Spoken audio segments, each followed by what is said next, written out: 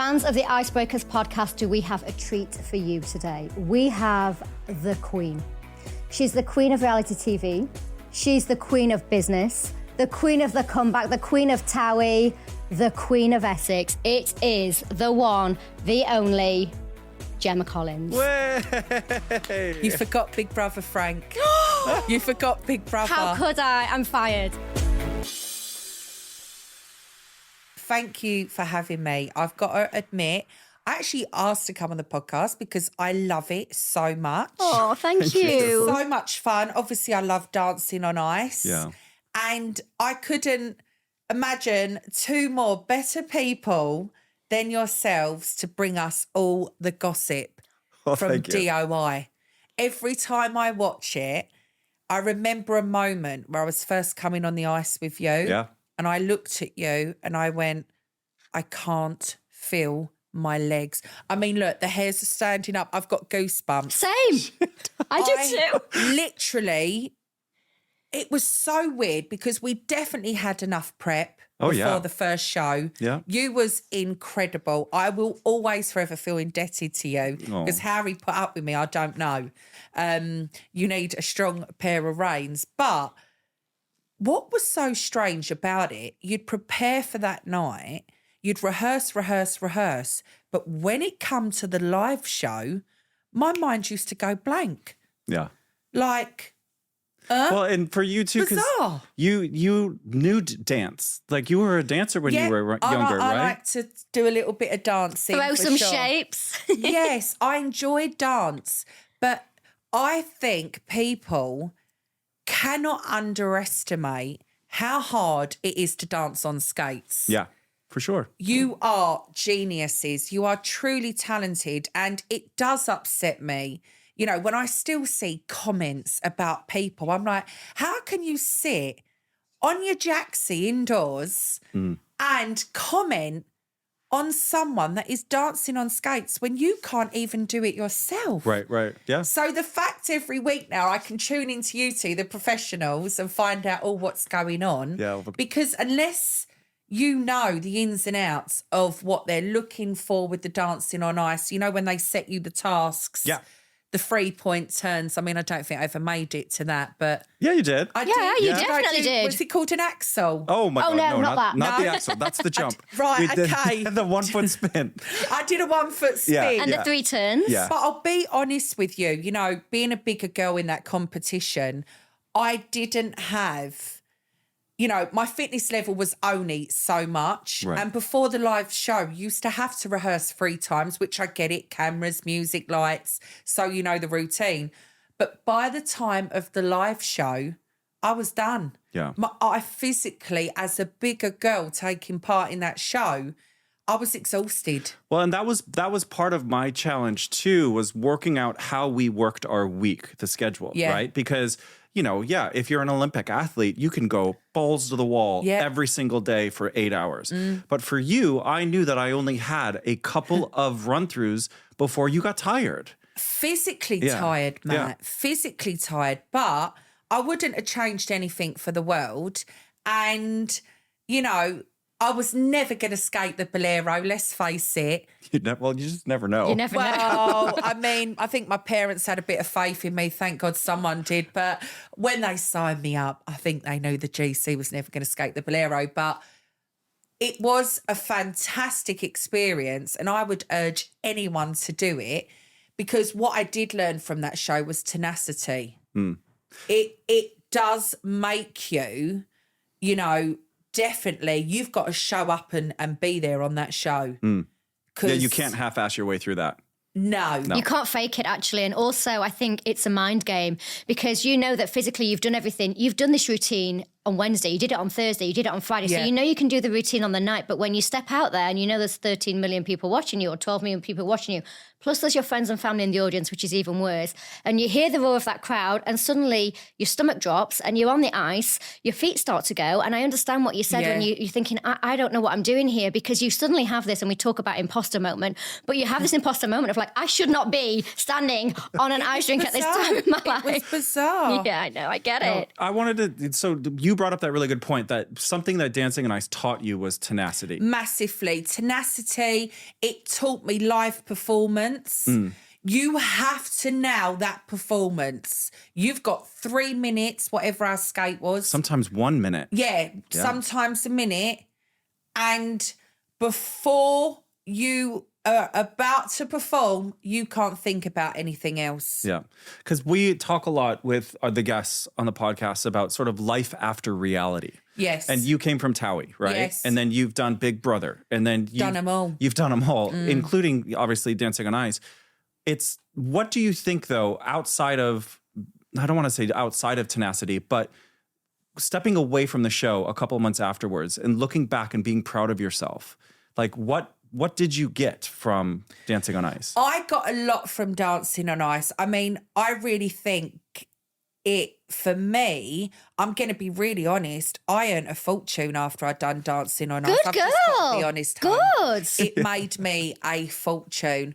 I think after doing Dancing on Ice, I became a millionaire. Do you know what I find extraordinary that you say Yeah. that Dancing on Ice taught you tenacity? Because when I see you, and I see you everywhere on everything, Gemma Collins, I mean, you're an amazing brand in your own right, and you've built that yourself from, from scratch. So when you say it taught you tenacity, I find that really hard to believe because you're such a tenacious person. The way that you deal with your businesses, like all the different facets of your life, I see you as like an incredible entrepreneur and a very tenacious. Nothing prepares you for Dancing on Ice.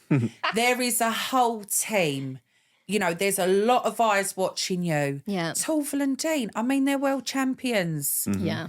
Like, they're serious people. The show is not a joke. Yeah. Yeah. It's great fun, but it's extremely hard. And anyone that takes part in that show deserves the credit. Yeah. And it always makes me laugh when people go, oh, they should have done this, they should have done that. Well, come on, love, do it yourself because you are going to fall over. Yeah. Everyone thought that when I fell on the ice, it was set up, but it wasn't. We need to talk about this. We need to unpack this. I've because still got PTSD from it and my knees have never, ever been the same. I can imagine. Is Sharon still there, the She physio? is, she is. Hello, Sharon.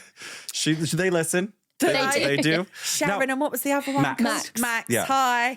So that is the number one thing. Because I tell you what, like I went back to LA after that series and I think I was in Vegas, like sat at a slot machine and I had this group of people, non-Brits, come up to me and been like, we know your face from somewhere. And at that point, you're just like, oh, I just whatever, like, oh, I work in TV. And they were like, no. Wait, are you an ice skater? And I went, oh, God. I was like, yes, I'm an ice skater. They're like, you skated with that girl that fell. Like, we went global. Viral, global, to the next universe, the stratosphere.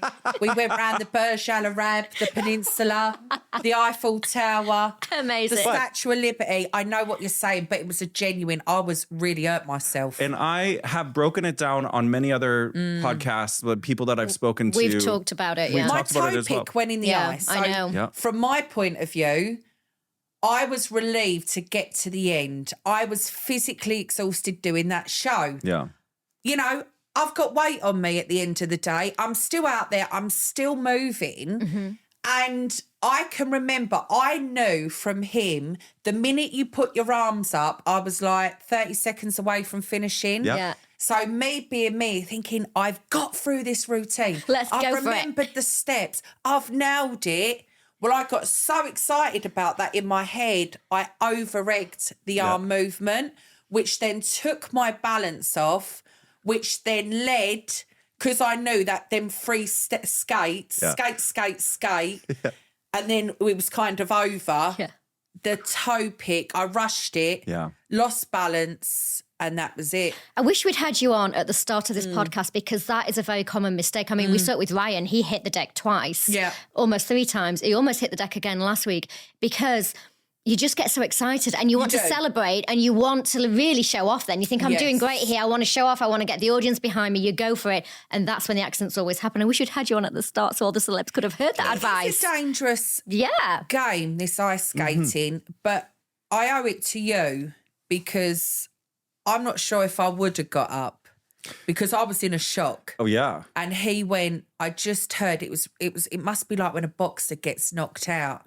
You go down And then I was like all disorientated. I was like, oh no, am I alive? Am I alive? And then I heard Matt going, get up, get up, get up. And he did it in this voice. And I was like, get up. And I got up and I skated round and we hugged at the end. But obviously behind the scenes, I was brokenhearted. Yeah. Because I had put a lot into that week. Oh, well, first off, you loved the music. I loved that week. I loved the music. Yeah, because we fought for that music for weeks and weeks and weeks. And I know Celine Dion. when we finally got it and you loved the creative and the costume. I loved it all. And, the styling, the makeup, the hair, the costume that week. I was bringing something different. You know, people know I'm always going to bring the entertainment and laughs. But at the end of the day, darling, it's no joke. I've got the skates on. Yeah. I'm on the ice. It's hard And it's work. dangerous as well. Very dangerous. And my knees, if I'm being honest, have never recovered. Yeah. Yeah. They bet. still hurt today, especially when it's cold. Yeah, I can imagine. I'm getting old, but it's like sometimes they're still painful, whether I've got locked in trauma in my knees. Because what people don't understand as well with skating, you have got to keep your knees bent. Bend your knees, bend your knees, bend your knees. Keep those knees bent. Which is the opposite to dance. So when you're dance trained, you just want to stand up straight and look amazing, right? Yes. But We're like rugby players. Yes, 100%. But I had to remember to bend my knees. You've got to remember to smile. You've got to tuck your bum under. You've got to pull up from the court. It was a lot. It's a lot. It's a lot. And at the end of the day, Matt, I do thank you so much. And I'm in awe of what you both do. Like, I'm so obviously not near your level and never will be, but it is so magical what you do. And, you know, you really need to have your glory. Like, it is so intense. And I don't know if people at home, yes, the costumes are nice, the makeup's nice and everything's nice and he. But at the end of the day, you're dicing with death. Yeah. I mean, that's the worst thing. Like, my mum will ring me up and go, oh, I just see a clip of you of that dancing on ice again. Like, even what, 3, 4, 5 years on? 5. 5 years on. Wow. And she goes, you were so lucky because I could have smashed my head. Well, Lost your teeth, I yeah. thought you hit your face. I did too, because I watched it at home on TV. And we all were like, because obviously I was with my husband, David. Yeah. He's also done the show, so he knows what it's like. Yes. And we both went, Yeah. but then you got up. Well, look, let's be honest, I had quite a lot of cushioning on me. The good thing is when I go down, you see me go She boom, got the boom, boom. So the boobs. They saved Good me. girls. Yeah. They saved me. Beyonce would have been proud. Do you know what I mean? But Yeah. well done for getting through it. I Got think, through you know, it. you and I have really never unpacked that series. We've never talked about the fall before No. between the two of us. Well, to be You know. honest, Matt, it was shocking. Let's not underestimate. See, people think it's all a laugh. There was nothing. I mean, look, I can have a laugh about it now. And it is hilarious. But at the time it wasn't. It could have been sinister. Yeah. And also it's mortifying because, you, as you said, you've been working hard all week. You want to show your best off. Your friends and family are there. Everybody's cheering for you and you get mortified. I think as skaters, we forget that because we fall all the time. So to us falling, it's no big deal. But you know, I believe in all this witchy stuff and everything. I feel that dark magic was done to me.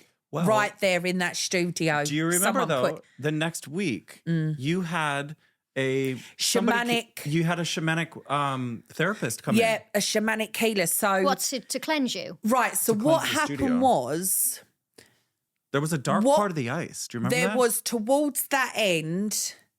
I think Ashley sits there now. Bless him. Yeah. Well, that was Jason. No, I feel that some evil eye or someone tried to put something on me because earlier on that day. Like one of the other competitors or No. the judges? No? No, I think I know who it is, Okay. but I'm not sure Don't I'd name say. names. Do you know what I mean? Yeah, Wish yeah. them well and all that.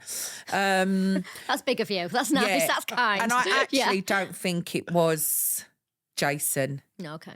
I don't think it was him for sure. He's not got much to gain from doing that, has he? Do you know what I mean? On my heart, I don't think it was him. It's Yeah. got nothing to do with No, him. no. And, you know, at the end of the day, like things move on, life moves on. And I was probably a lot more leery back then, you know, and yeah, probably, you know. But anyway, But the ice. I the think ice was I a bit know haunted or who done something. it. I feel it. It was definitely Evil Eye because that day I was standing on the ice. You know the bit in the afternoon where we're like, right, let's wrap now. Let's have something to eat. Let's prepare for tonight's show. Mm-hmm. I was just standing there And I had a force come behind me and like boot me in my right knee from behind. Wow. And my leg went. And I looked around and I was like, is there someone there? I felt the energy. So my leg, I'm standing there, so these are the backs of my legs, and this one just went. It was like someone punched it in the back behind your calf. Wow. And I was like, that's weird. And then as I went to the top of the ice rink, I felt that energy as well. Yeah. And I truly believe evil eye was done to me in that skate. And I will never change my mind on that. Because there was always been, that series, there was this really weird dark spot on that part of the ice where numerous people fell. Like not just Gemma, but numerous people fell. Yeah, there was some kind of, and again, not Jason, nothing to do with him, but there was just a bad energy there. Yeah. But I mean, it's built on an airfield. It's built on an old World War II airfield. Yes, Bovingdon. Do you remember my grandfather used to fly out of there as an American pilot? Yes, during World War II. Yes, you told me that. So there was some probably sort a lot of energy spirits, there. From the war that were there. Well, someone put evil eye on me. I also fell at Bovingdon and like ripped my ankle. Did you? Yeah. I was when in she the was Masked doing Dancer and had to pull out because I ripped my ankle in the car park. So yeah, there was some sort of weirdness going on. But do you know what? We wish them all well. Yeah. And in life, whatever you do to someone will always come back to you. There you go. So do you know what?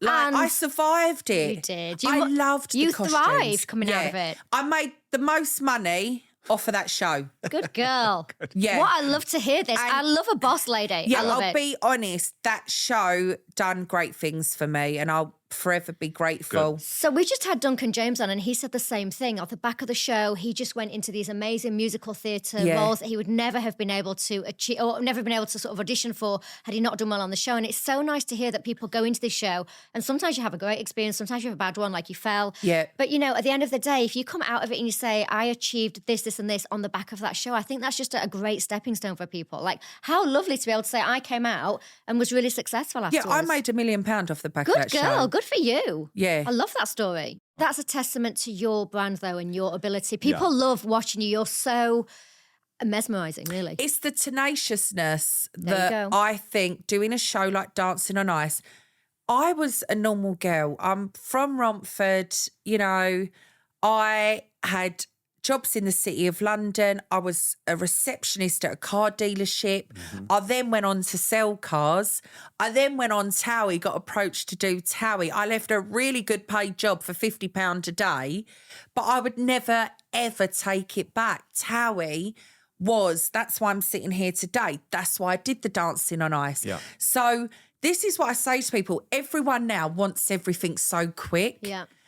I did take the risk. I left Towie and doing Dancing on Ice was a risk. When I went on the show, I could have broke my leg and been out of work for 6 months. Yeah. But I take the risk. Yeah. But my favourite skate was the Beyonce, the first one.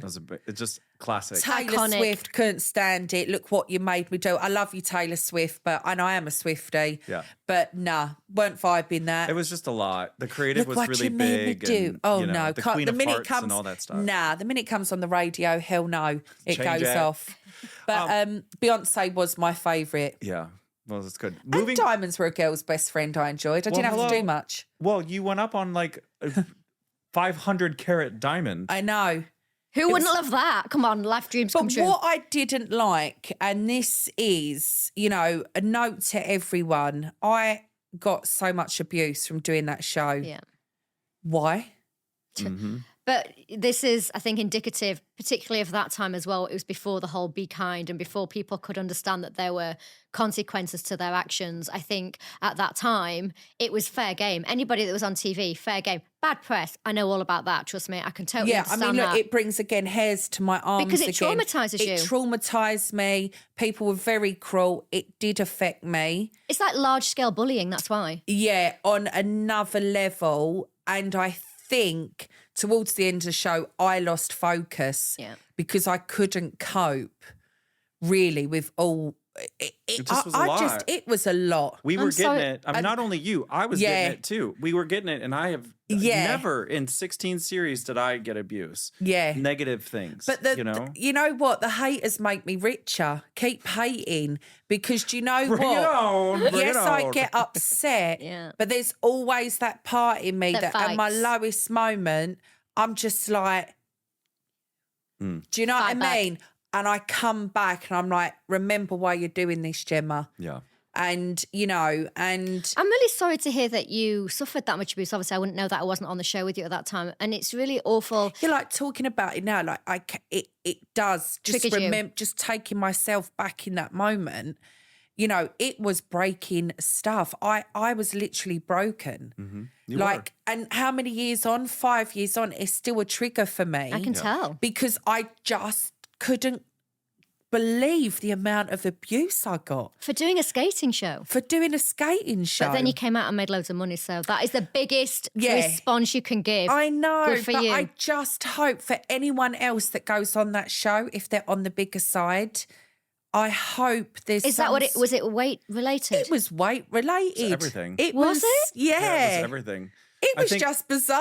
And I think That's horrific. There's nothing to you. You're just an average sized woman. There's no need for that. I wouldn't say average. I mean, there's some pushing for the cushion, but at the end of the day. But it wasn't just weight. It was also all these stories coming out about your attitude. And there was feuds between Gemma and the rest of the cast and feuds between Gemma and I. And I was sat there. I was like, okay, there was one moment when you were scared to death and you were like, I can't do this. And you had trouble coming out of the dressing room because of anxiety, right? Yeah. But outside of that, there was really no beef that was going on. But it was all there made was up. no beef whatsoever. I mean, I had a great time. Well, that doesn't sell papers though, does it? Exactly. But it is a competition. I mean, come on, I was never going to win. Yeah. And I think that's what people are surprised with me. I'm there for the laugh. Yeah. I'm there to do my thing. And you know your worth because you bring the entertainment. And you bring the everyone ratings. next to me, I want you to win. I want them to win. Yeah. What you do doesn't affect me. I'm happy for you. Yeah. I'm not this bitchy celeb that's like, oh, well, she's got that. They've done that. I'm in my own lane, hun. Yeah. I'm not in competition with anyone. The only person I'm in competition with is myself. Yeah. I have to do better, be better, you know, constantly. You've got to grow. But there was none of that going on. But you're right. Mm-hmm. Nice stuff doesn't sell papers. And I'm not knocking the papers because you need them. Yeah. Of course. All what's ever been written about me has led to my success. And Well, there's no such thing as bad press, right? yeah, but it did affect me, you know, to well up then, just putting myself back in that moment. Yeah. That's a lot. It must have affected you, Matt, as well. I mean, we was right put through the mill. I mean, I think after 16 series, and Frankie and I have talked about this on this show, is I'm still unpacking a lot of the trauma. Yeah. Because I'm very professional in my job.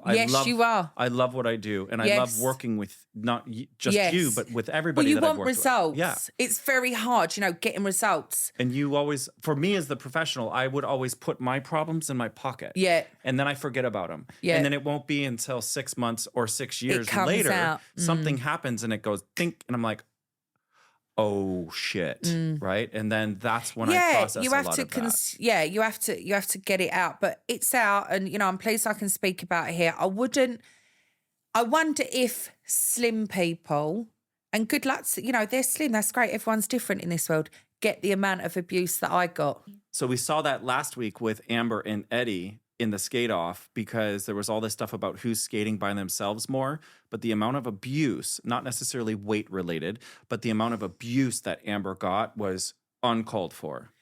Those people should be taken offline. Yeah. There is definitely not Should be a enough. timeout. You should be given a timeout. You're banned for a week or you're banned for a month. Banned for a year, honey. And then you're banned for a year. You're banned for a year. Ban him. Yeah. That's it. We should be in charge. Yeah. Ban him. Because people that are cruel online do not ever underestimate that psychological damage it can do. And especially if you're reading it before you go on. And I think actually the success to that show, you know, and if you can be strong and not look at your socials, but socials can be fun when you've got people, everyone's entitled to their opinion. I'm like Marmite, you either love me or you hate me. That's fine. You're entitled to that opinion. Yeah. It's a free world. Of course. But when you're doing a show like that, you need to be kind of protected from it because it is vile. Yeah. I'd had a taste of it, obviously, on Towie, but actually the people that watch Dancing on Ice, whoever was messaging me were like, I mean, great, they love the show, they're big supporters of the show, but unless you can do it, don't comment, just wish people well. Keep your thoughts to yourself sometimes, Exactly. But yeah, that's all I would say. If anyone's going to do that show, please do not look at your socials before you go on. Actually, if you can stay off of them for the period of the show, do it. Yeah. You kind of need to be protected for sure. Gemma, thank you so much. I know you're super busy. Super, super busy. Getting ready for a wedding. I'm getting married. Yeah. I'm really happy in my life. Good. Perfect example. But Dancing on Ice is an amazing show.